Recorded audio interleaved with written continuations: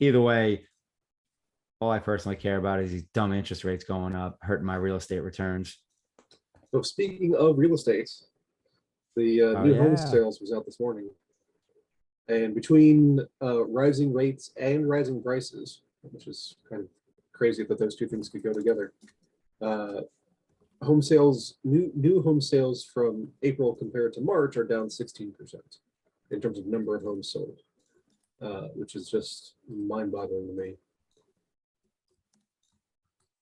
So, it seems like the American home buyer is getting priced out, or Well, but there's also the flip side of that. The American home buyer is not selling to upgrade, because why would they sell their house with their 3% mortgage to buy a house now with a 6% mortgage?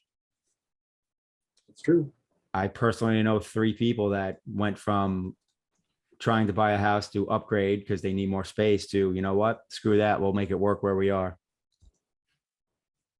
So that's Yeah. the flip side of the positive, I guess, on the supply side. But yeah, we kind of talked a minute about it before we went live. And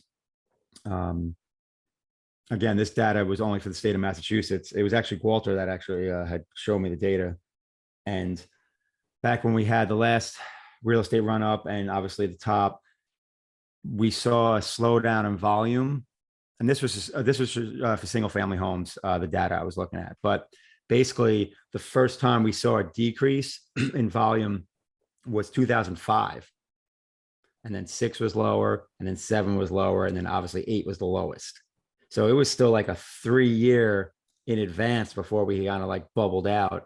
I'm pretty sure it was 2005. It might have been 2006 was the first smaller one, but if memory serves me, 05. So that was very interesting because so last year, so 2021 was the first decrease we've had since we basically have just seen an increase in volume since whatever it was, like 2010, 2011.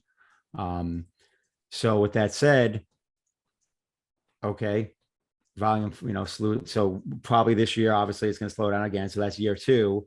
So, does that play out the same where we see a drawdown in the market come 2024, 2025, which is funny because that's honestly been my opinion when people are talking about like, oh man, we're screwed. Real estate market's going to crash. I'm like, I agree that we'll see a pullback, but I'm like, first it needs to stop going up. Like prices are still going up. They've just slowed down. I'm like, you first need to see prices stop going up.